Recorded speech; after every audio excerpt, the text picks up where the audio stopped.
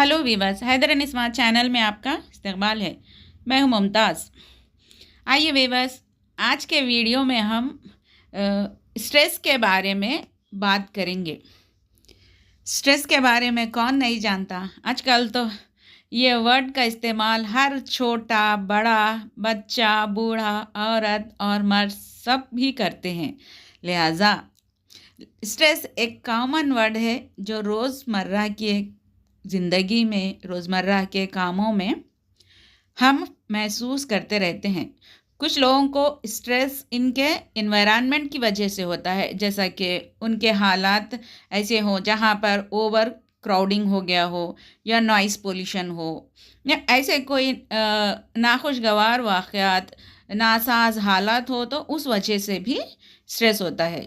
इस वीडियो में हम स्ट्रेस के बारे में तफसील से डिस्कस करेंगे कि स्ट्रेस क्या है और स्ट्रेस होने के क्या क्या कारण हैं और स्ट्रेस का एक शख्स पर कैसा असर पड़ता है और स्ट्रेस कितने किस्म के होते हैं और हमको जब स्ट्रेस होता है तो हम कैसा रिएक्ट करते हैं। इन तमाम बातों पर हम डिस्कस करेंगे। इससे पहले कि हम आगे बढ़ें, आपसे गुजारिश है कि मेरे चैनल को सब्सक्राइब करें और बेल आइकन को दबाना ना भूलें, ताकि जब कभी मेरा नया वीडियो आए आपको इसकी इत्तला मिलती रहे। वीवर्स, स्ट्रेस को हम इस तरह समझते हैं, एक मखसूस माहौल, एक ऐसा इन्वायरमेंट जिसके कुछ डिमांड्स होते हैं। ये डिमांड उस वक्त ख़तरे में महसूस होते हैं जब आपको चेंज करने की ज़रूरत होती है। अगर हालात के डिमांड की वजह से अगर आपको अपने तौर तरीक़ों में, जगह में, कहीं पर भी किसी भी चीज़ में चेंज लाने की ज़रूरत होती है, तो ऐसे हालात में टेंशन होता है और ये टेंशन धीरे धीरे स्ट्रेस में चेंज हो जाता है। ये एक तरीक़ेकार है जिससे दरपेश हालात और चैलेंजेस का सामना होता है। हम सब जानते हैं कि ज़िंदगी में हर तरह के हालात का सामना होता है।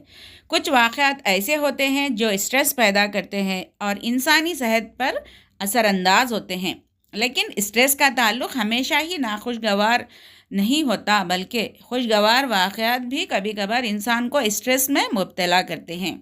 मिसाल के तौर पर हम इसको इस तरह समझते हैं कि आप शादी की तकरीब प्लान कर रहे हैं या बर्थडे पार्टी प्लान कर रहे हैं। बर्थडे पार्टी करने के लिए आपको फंक्शन के बारे में सोचकर बहुत सारा स्ट्रेस हो सकता है, क्योंकि इस पार्टी को करने के लिए आपको बहुत कुछ चेंज करना पड़ेगा और अडॉप्ट भी करने की ज़रूरत होती है, क्योंकि जो फंक्शंस की वजह से स्ट्रेस होता है, इस तरह के फंक्शन की वजह से जो स्ट्रेस होता है वो इतना नुकसानदा नहीं होता। बल्कि इसके बजाय अगर समझिए कि आसमानी आफत जैसा कि तूफ़ान है, ज़लज़ला है या जंगों की वजह से जो लॉस होता है, इसकी वजह से लोगों को बहुत ज़्यादा स्ट्रेस होता है, क्योंकि ऐसे मौक़ों पर जहाँ लोग अपने आप को बेबस महसूस करते हैं, उनको वहाँ पर जान का खतरा होता है, लेकिन ऐसे वाक़यात तो कभी कभी होते हैं। लिहाजा रोज़मर्रा की ज़िंदगी में इन वाक़यात का कोई लेना देना नहीं होता। अब देखते हैं कि रोज़मर्रा की ज़िंदगी में हमें कहाँ कहाँ स्ट्रेस फ़ील होता है। तो जब हम ट्रैफ़िक में फंस जाते हैं, तो ट्रैफ़िक में फंस जाने से ट्रैफ़िक क्लियर होने तक का जो हम इंतज़ार करते हैं, उस वक्त भी हमको स्ट्रेस फ़ील हो सकता है। अगर कभी चलते चलते गाड़ी ख़राब हो जाए या फिर आपकी कोई कीमती चीज़ खो गई हो, ऐसे वक्त में भी इंसान स्ट्रेस फ़ील करता है। अब आप जो मेरी बातें सुन रहे हैं, उनसे ये गुजारिश है कि आप सोचिए कि आपको कब स्ट्रेस फ़ील होता है, उसकी लिस्ट तैयार कर लीजिए और देखिए कि आपके स्ट्रेस को बढ़ाने वाले वाक़यात कौन कौन से हैं, ताकि आप स्ट्रेस को उसी वक्त कंट्रोल करना सीख पाएँ। क्योंकि जो इवेंट एक बंदे के लिए स्ट्रेस पैदा करता है, वही इवेंट दूसरे बंदे के लिए नॉर्मल रूटीन भी हो सकती है। स्टडीज़ ये बताते हैं कि वो लोग जो एंशियस और न्यूरोटिक होते हैं, वो आम लोगों के मुकाबले में स्ट्रेस को ज़्यादा महसूस करते हैं। लिहाजा वाक़यात का असर हर शख्स पर अलग अलग पड़ता है। देखते हैं हमें स्ट्रेस कहाँ कहाँ से आता है, यानी स्ट्रेस का सोर्स क्या है। कहा जाता है कि स्ट्रेस के सोर्सेस आम तौर पर 5 होते हैं। ये समझिए कि हम बड़े बड़े 5 कारण को यहाँ पर डिस्कस कर रहे हैं। स्ट्रेस का सबसे पहला बड़ा कारण ये हो सकता है कि चेंज। स्टडीज़ कहते हैं कि चेंज की वजह से भी बहुत सारा स्ट्रेस होता है, क्योंकि लोग चाहते हैं कि इनकी लाइफ जैसी चल रही है ना वैसी ही चलती रहे। ज़्यादातर लोग इस बात को अहमियत देते हैं कि इनकी चीज़ें जैसी है वैसी ही रहे। मसलन कोई चीज़ जिस ऑर्डर में रखी हुई है उसी ऑर्डर में हो। अगर कोई अच्छी सी जॉब चल रही है या बिजनेस चल रहा है तो वो भी अच्छी तरह वैसे ही चलता रहे जैसा कि अब तक चल रहा था। वैसा ही कंटिन्यू होना ज़रूरी नहीं होता, लेकिन जब चेंजेस आते हैं तो स्ट्रेस उस वक्त शुरू हो जाता है। जब बिजनेस में चेंजेस आना शुरू हों, या घर बदलना पड़े, या शहर छोड़कर कहीं और जाना पड़े, तो जहाँ भी चेंज की ज़रूरत होती है वहाँ से स्ट्रेस शुरू हो सकता है। इसको हम सोशल रीएडजस्टमेंट स्केल से इस तरह समझते हैं कि इस स्केल को होम्स और राह नामी साइंसदानों ने यानी साइकोलॉजिस्ट ने 1967 में डेवलप किया था। ये एक स्केल है, समझिए, जैसा कि एक पैमाना है जिस पर देखा जाता है।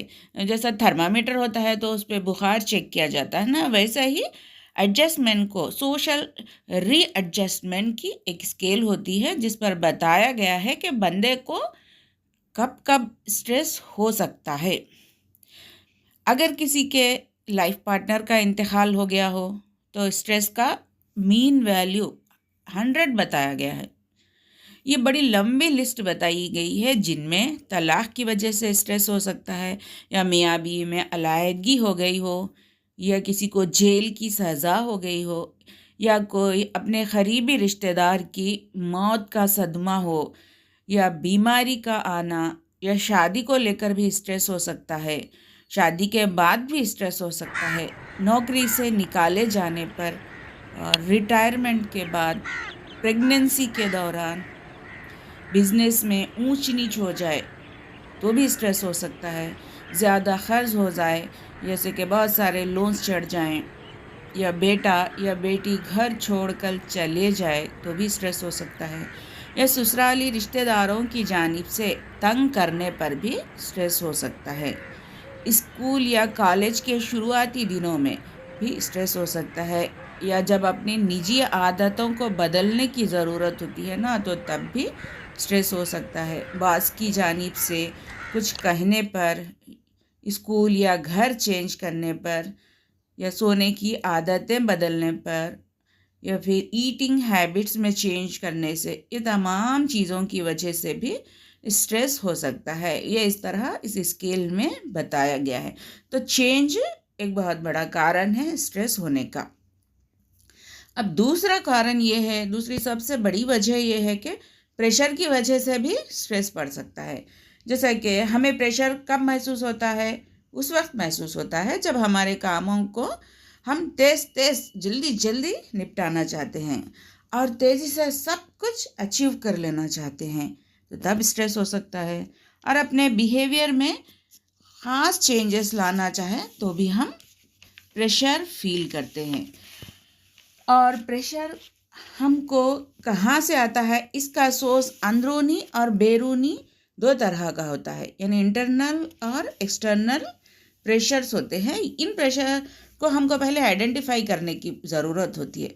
जब कोई शख्स अपने आप को हाई स्टैंडर्ड तक ले जाने के लिए अपने आप को जब पुश करते हैं तो प्रेशर महसूस होता है, और ये प्रेशर पॉजिटिव या नेगेटिव दो भी हो सकता है। मिसाल के तौर पर हम इसको इस तरह समझते हैं, हम या तो नए स्किल्स सीख जाते हैं और खुश हो जाते हैं, या इस प्रेशर की वजह से हमारा सेल्फ इस्टीम कम हो सकता है और हम कुछ भी अचीव ना कर पाएँ और हमारा सेल्फ इस्टीम बिल्कुल भी लो हो जाता है।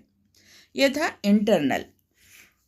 और ये जो बैरूनी जो एक्सटर्नल होता है, ये प्रेशर उस वक्त होता है जब लोग जॉब के लिए एक दूसरे से कंपटीशन करते हैं। या फिर मशहूर होने की किसी को ख्वाहिश हो और वो एक मशहूर बंदे के साथ कंपटीशन करते हैं। हर कोई चाहता है कि वो अपने फैमिली मेम्बर्स, रिश्तेदारों और फ्रेंड्स के एक्सपेक्टेशंस पर खड़ा उतरे, यानी इस तरह वो अपने आप पर प्रेशर क्रिएट करता है और इस प्रेशर की वजह से इंसान स्ट्रेस का शिकार हो जाता है। तो ये थे स्ट्रेस में जब प्रेशर आता है तो स्ट्रेस में कैसा बदलता है। प्रेशर भी इंसान को स्ट्रेस में डाल सकता है। अब आइए देखते हैं तीसरी बड़ी वजह क्या है।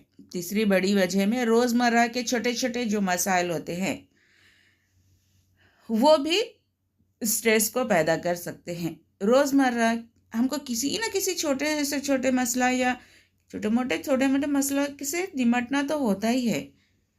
ये जो डेली हैजल्स होते हैं ना, इनमें से किसी काम के लिए हमको जाना पड़ सकता है जहाँ पर लंबी लंबी कतारें हों, जहाँ आपको घंटों लाइन में खड़ा रहना पड़े, तब भी स्ट्रेस होने के चांसेस है। ट्रैफिक में फंस जाने पर, ये छोटे छोटे मसाइल होते हैं वो इंसान की सेहत पर भी असर डालते हैं। छोटे और बड़े वाक़यात भी स्ट्रेस पैदा करने का ज़रिया होते हैं, क्योंकि इन वाक़यात से प्रेशर में इजाफ़ा होता है, फ्रस्ट्रेशन, एंजाइटी और कॉन्फ्लिक्ट पैदा होता है। और ये सब इमोशंस जो पैदा होते हैं वो स्ट्रेस बनाने का फ्रस्ट्रेशन चौथा बड़ा कारण ये है कि फ्रस्ट्रेशन है। इंसान उस वक्त फ्रस्ट्रेट हो जाता है जब उनका कोई गोल, जब उनके कामों में रुकावट आती है तो इंसान फ्रस्ट्रेशन का शिकार हो जाता है। नाकामी की वजह से हो सकता है, किसी काम में नाकामी हो, या फिर उनके साथ डिस्क्रिमिनेशन किया गया हो, या फिर रिसोर्सेस की कमी हो, या नुकसानात हो, तो या फिर अहम कामों का डीले होना। जब डीले होते हैं तो भी फ्रस्ट्रेशन पैदा होता है। हर शख्स को रोज़ाना फ्रस्ट्रेशन का सामना करना ही पड़ता है, जिसकी वजह से हमारे मूड और ब्लड प्रेशर पर असर होता है। यूँ तो अक्सर फ्रस्ट्रेशन का कुछ ख़ास असर नहीं होता, लेकिन कुछ वक्त फ्रस्ट्रेशन इतना ज़्यादा होता है कि वो स्ट्रेस को बढ़ा देता है। जैसा कि इम्तिहान में नाकामी या कारोबार में लॉस हो जाए तो फ्रस्ट्रेशन लेवल काफ़ी ज़्यादा होता है, जिसकी वजह से स्ट्रेस भी बढ़ता जाता है। अब आइए पांचवी वजह कौन सी है देखते हैं, वो है कॉन्फ्लिक्ट। यानी फ्रस्ट्रेशन की तरह कॉन्फ्लिक्ट भी रोज़मर्रा की ज़िंदगी में आम बात है। कॉन्फ्लिक्ट इस वक्त होता है जब लोग दो ज़रूरतों में से एक को चुनने की ज़रूरत होती है। जैसा कि जब सामने दो गोल्स होते हैं और किसी एक गोल को अचीव करना पड़ता है, यानी ये समझ में नहीं आता कि मैं किस गोल की जानिब बढ़ूं, तो जहन में कॉन्फ्लिक्ट होता है। जब हम किसी चीज़ की तरफ अट्रैक्ट होते हैं तो उसे हम हासिल करना चाहते हैं। अगर कोई चीज़ हमें खौफज़दा करती है तो हम उसको अवॉइड करते हैं। ठीक उसी तरह हम चीज़ों को चुनने की कोशिश करते हैं, तब हमें कॉन्फ्लिक्ट होता है। ये तो थे 5 बड़ी वजूहात जिसकी वजह से एक बंदा स्ट्रेस का शिकार हो सकता है। अब उन फैक्टर्स के बारे में भी बात करेंगे जो स्ट्रेस को सीवियरली स्ट्रेस पर इम्पैक्ट पड़ता है, जिसका यानी ये इन्फ्लुएंस करते हैं सीवियरिटी ऑफ स्ट्रेस पर। तो ये कौन से फैक्टर्स है ये भी देखेंगे कि मेजर स्ट्रेस उस वक्त होता है जब कुदरती आफात जैसा कि तूफ़ान, ज़लज़ले से लेकर रेप का शिकार होने के बाद इंसान बहुत ज़्यादा स्ट्रेसफुल हो जाता है। कुदरती आफात जिसमें ज़लज़ले, तूफ़ान, आग लगना वगैरह वगैरह, ये हादिसात भी शदीद स्ट्रेस पैदा करते हैं।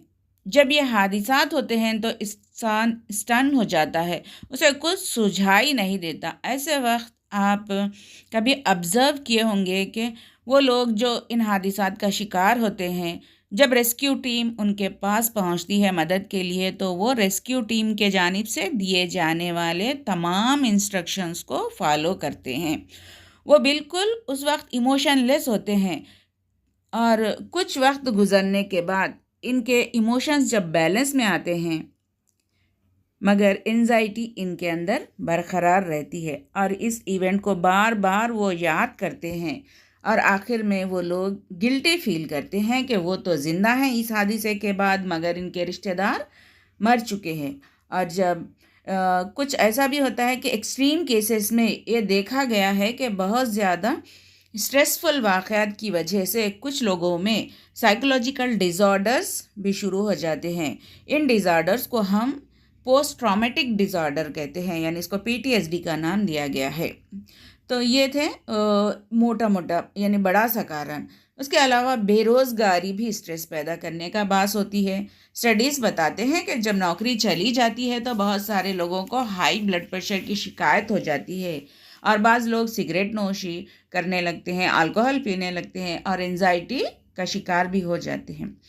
बाज़ वक्त रिश्ते टूटते हैं तो भी स्ट्रेस होता है, इसलिए लोग साइकोथेरेपी करवाते हैं। यहाँ अगर एक स्पाउस शादी को बरकरार रखना चाहता है और दूसरा स्पाउस तलाक लेना चाहता है, तब जो स्पाउस तलाक लेना चाहता है वो गिल्टी फील करता है, क्योंकि वो समझता है कि वो अपने पार्टनर को हर्ट कर रहा है। और जो स्पाउस तलाक लेना नहीं चाहता वो महसूस करता है कि उसको रिजेक्ट किया गया है। इस वजह से वह गुस्सा और बेइज्जती महसूस करने लगता है।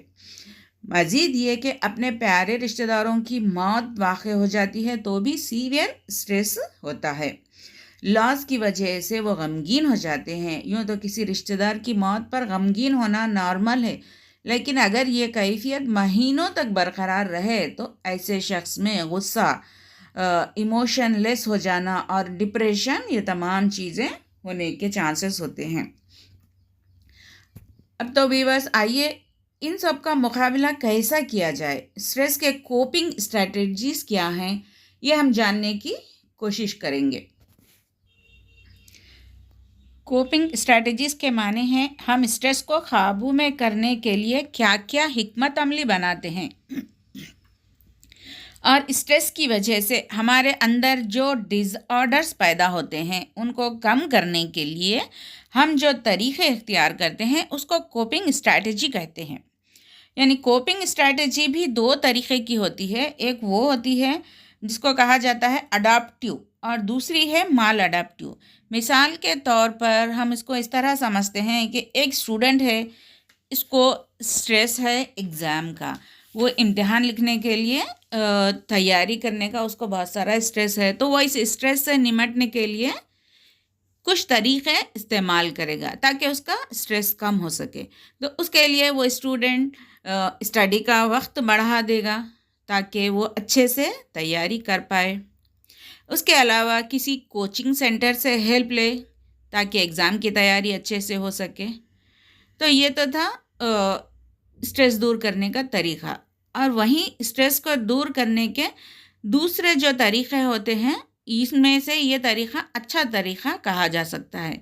अब आइए हम माल अडाप्टिव बिहेवियर को देखते हैं। तो अगर स्ट्रेस की वजह से स्टूडेंट में ये कहा कि अरे टीचर जो है ना वही इसकी कसूरवार है, टीचर को पढ़ाना नहीं आता वगैरह वगैरह, और अपनी स्टडीज़ छोड़ दे, बिल्कुल भी एग्ज़ाम की तैयारी ना करे। तो यहाँ पर दो तरीक़े हैं स्ट्रेस को काबू में करने के। एक है अच्छा तरीक़ा जिससे स्ट्रेस दूर होता है और दूसरा तरीक़ा जो नुकसान कर देता है। लोग इस तरह और तरीक़े भी इस्तेमाल करते हैं। साइकोलॉजिस्ट ने दो तरीक़े बताए हैं, इनमें से एक है डायरेक्ट कोपिंग और दूसरा है डिफेंसिव कोपिंग। यानी डायरेक्ट कोपिंग में ये होता ये है कि जब हालात ख़राब होते हैं तो हालात को बदलने के लिए कदम बढ़ाए जाते हैं। मिसाल के तौर पर हम इस तरह समझते हैं कि अगर हमारी मंजिल गोल यानी हमारे गोल और हमारे दरमियान अगर कोई रुकावट है तो हम फ्रस्ट्रेटेड हो जाते हैं, लेकिन हम फ्रस्ट्रेट होने के बजाय इन हर रुकावटों को हटाने की जो कोशिश करते हैं वो कहलाता है डायरेक्ट कोपिंग। या ऐसे उसको दूसरे तरीक़े से भी कर सकते हैं, या हालात से लड़ना बिल्कुल भी छोड़ देते हैं और राह फ़राख इख्तियार करते हैं, यानी उस काम को बिल्कुल भी करने से इनकार कर देते हैं। जब लोग प्रॉब्लम को सामना करते हुए उसको डील करने के काबिल नहीं होते तो वो अवॉइड करते हैं। तो ये थे 2 तरीक़े। इनमें डायरेक्ट कोपिंग मैकेनिज़्म जो होता है ना, उसमें हम 3 तरीक़ों में से एक तरीक़ा चुन सकते हैं। जैसा कि मिसाल के तौर पर हो सकता है कन्फ्रंटेशन का तरीक़ा। इस तरीक़े में लोग स्ट्रेस का मुकाबला करते हैं और इस प्रॉब्लम पर वार करते हैं और शदीद एफ़र्ट्स लगाते हैं ताकि स्ट्रेस कम हो जाए। इन एफ़र्ट्स में हम गिन सकते हैं कि एक तो हो सकता है हम नए स्किल सीख सकते हैं, लोगों की मदद ले सकते हैं और सख्त कोशिश करते हैं ताकि स्ट्रेस से छुटकारा हासिल कर सकें। कन्फ्रंटेशन की जब बात हो रही हो तो गुस्से का इजहार भी इसमें किया जा सकता है। जब अपने साथ नाइंसाफ़ी होती है तो हम गुस्से का इजहार करते हैं, लेकिन बड़े ही अच्छे तरीक़े से करते हैं, ना कि लड़ाई झगड़े से। तो ये है डायरेक्ट कोपिंग मैकेनिज़्म का एक कन्फ्रंटेशन, ये एक तरीक़ा है। और दूसरा तरीक़ा ये भी है कि हम कॉम्प्रोमाइज़ भी करते हैं बाज़ वक़्त। स्ट्रेस से डायरेक्ट निपटने में कॉम्प्रोमाइज़ बहुत ही अच्छा तरीक़ा है। जब हमें प्रॉब्लम का कोई सॉल्यूशन ना मिले तो ऐसे में हम कॉम्प्रोमाइज़ को बेहतरीन सॉल्यूशन मानते हैं। क्यों कुछ केसेस में तो ऐसा होता है कि हम उन चीज़ों के लिए भी सब्र कर लेते हैं और कॉम्प्रोमाइज़ हो जाते हैं जो हम नहीं चाहते थे। इसको इस तरह समझते हैं कि एक नौजवान है जिसकी बरसों की ख्वाहिश थी कि वो डॉक्टर बने और इसने कॉलेज भी दाखिला भी डॉक्टर बनने की गर्ज से ले लिया। कॉलेज पढ़ने के दौरान उसे पता चला कि वो बायोलॉजी पढ़ने में बिल्कुल भी कमज़ोर है, उसको बायोलॉजी समझ में नहीं आ रही है। तब उस लड़के ने सोचा और फैसला किया कि वो डॉक्टर नहीं बनेगा बल्कि किसी हॉस्पिटल में एडमिनिस्ट्रेटिव ऑफिसर बनने पर राज़ी हो जाएगा। तो यह था कॉम्प्रोमाइज़। एक और तरीक़ा भी है जिसे कहा जाता है विड्रॉल। बाज़ हालत में कोपिंग के तरीक़े काम ना करें तो इन हालत में विड्रॉल यानी छोड़ देना ही बेहतर होता है। मिसाल के तौर पर हम ज़ू की सैर के लिए जाते हैं, समझिए। अगर हमें सांप से बहुत डर लगता है और हमको सांप के पार्क में जाना पड़े, तो जैसे ही हमारी नज़र सांप पर पड़ती है तो हम क्या करते हैं, फ़ौरन ही बाहर आ जाते हैं ताकि हम पर स्ट्रेस ना हो। लेकिन अगर हमको मजबूरन उसी सांपों के पार्क में रहना पड़े, वहाँ से बाहर आने का कोई रास्ता ना हो, तो हत्तल इम्कान हमको कॉम्प्रोमाइज़ करना पड़ता है और इस वजह से अपने आप को तकलीफ़ भी होती है। इसलिए विड्रॉल एक पॉजिटिव और हकीकी रिस्पॉन्स है। एक और तरीक़ा भी होता है, ये डिफेंसिव मैकेनिज़्म में आएंगे, जो दूसरा मेथड है ना, उसमें भी हम देखते हैं कि जो लोग स्ट्रेस पैदा होने के सोर्सेस को पहचान नहीं सकते और जो स्ट्रेस को डायरेक्टली डील नहीं कर सकते, ऐसे लोग डिफेंसिव कोपिंग मैकेनिज़्म इस्तेमाल करते हैं। जब लोग स्ट्रेस के ज़ाहिर असर होते हैं और वो स्ट्रेस पर काबू पाने का डायरेक्ट कोशिश नहीं करते, वो स्ट्रेस से बचने की कोशिश करते हैं। लेकिन ऐसे में वो खुद अपने आप को बचाने की टेक्निक इस्तेमाल करते हैं, ना कि स्ट्रेस पर डायरेक्ट वार नहीं करते। ये लोग जस्ट अपने आप को स्ट्रेस से बचाने की कोशिश करते हैं। एक और तरीक़ा भी ये है कि लोग डिनायल करते हैं, वो दर्दनाक वाक़यात और रियलिटी को नहीं मानते। स्ट्रेसफुल हालात को डिनाई करते हुए वो बस खामोश और हंसते बोलते रहते हैं। लेकिन डिनाई हमेशा से पॉजिटिव नहीं हो सकता। बाज़ लोग स्ट्रेसफुल वाक़यात को भूल जाते हैं, यह भी एक अहम बुनियादी डिफेंस मैकेनिज़्म है। डिनाइल में लोग जिन चीज़ों से वो निपट नहीं सकते, इन हालात को नज़रअंदाज करते हैं। और एक और तरीक़ा भी है कि जिसमें रिप्रेशन में लोग अपने थॉट्स, ख़यालात, फीलिंग और ख्वाहिशात को जो एक्सेप्टेबल नहीं होते, उन्हें नज़रअंदाज कर देते हैं। एक और तरीक़ा भी होता है जो प्रोजेक्शन कहते हैं। इनमें दबे हुए मोटिव्स, फीलिंग्स और ख्वाहिशात को दूसरों के सामने इजहार करते हुए भी अपने स्ट्रेस को कम करने की कोशिश करते हैं। बाज़ लोग बच्चों की तरह बिहेव करते हैं। वो लोग जो स्ट्रेस में होते हैं वो रोते हैं, चीज़ें फेंकते हैं ताकि इनके अतराफ़ के लोग उन्हें हमदर्दी जताएं। जैसा कि इनके पेरेंट्स ने इनके साथ बचपन में किया था। इस तरीके से भी लोग अपने दबाव से, स्ट्रेस से भागने की कोशिश करते हैं। लेकिन सबसे अहम चीज़ जिस पर आपको गौर से सुनने की है कि कोपिंग कुछ स्टाइल्स जो है, जो मजबूत पर्सनालिटी के लोग कैसा स्ट्रेस को काबू करते हैं, वो देखना इम्पोर्टेंट है। वो लोग जिनकी पर्सनालिटी मजबूत होती है वो स्ट्रेस को पॉजिटिव नज़र से देखते हैं। मजबूत पर्सनालिटी के लोग मुश्किलात को एक ऐसी अपॉर्चुनिटी समझते हैं जिससे वो मज़ीद ग्रो कर सकें। ऐसे लोग अक्सर 3C फार्मूले पर अमल करते हैं। 3C फार्मूला माने वो कमिटमेंट और चैलेंज और कंट्रोल, इन बातों पर अमल करते हैं। कमिटमेंट में मजबूत पर्सनालिटी के लोग ज़िंदगी के हर काम में, हर रिश्तेदारी में और अपने निजी गोल को हासिल करने के लिए मुकम्मल तौर पर उसमें इन्वॉल्व हो जाते हैं। अगर रिश्तेदारी है तो रिश्तेदारी में मुकम्मल तौर पर इन्वॉल्व हो जाते हैं। अपना काम है तो काम अपने पूरे कंप्लीट इन्वॉल्व होकर करते हैं, और वो समझते हैं कि जो कुछ हम कर रहे हैं यह उनकी ज़िंदगी में काफ़ी अहमियत और मायने रखता है। तो कमिटमेंट से स्ट्रेस को दूर किया जा सकता है। और दूसरा है चैलेंज। मजबूत लोग बदलाव को एक नए तजुर्बे की तरह देखते हैं, यानी जो चैलेंज, उसको एक चैलेंज की तरह लेते हैं। वो समझते हैं कि ये ज़िंदगी का आम सा पहलू है जिसमें इन्हें काफ़ी कुछ सीखने का मौका मिलेगा। इस तरह वो हर प्रॉब्लम को एक चैलेंज समझते हैं। और एक चीज़ है कंट्रोल। वो ये तस्लीम करते हैं कि किसी भी इवेंट और इसके नतीजे पर इन्फ्लुएंस करना चाहिए। वो ख़ुद पूरा का पूरा कंट्रोल करते हैं और अपने आप को एक मज़बूत पर्सनालिटी साबित करते हैं।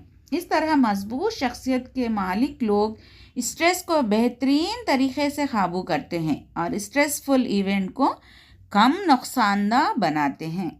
स्ट्रेस के बारे में आपने अभी जो जानकारी हासिल की, हम लोगों ने जो डिटेल से स्ट्रेस के बारे में सुना और कोपिंग स्टाइल के बारे में भी तफसीलात जो मैं दे पाई हूँ, उम्मीद करती हूँ कि वो आपको पसंद आएंगे।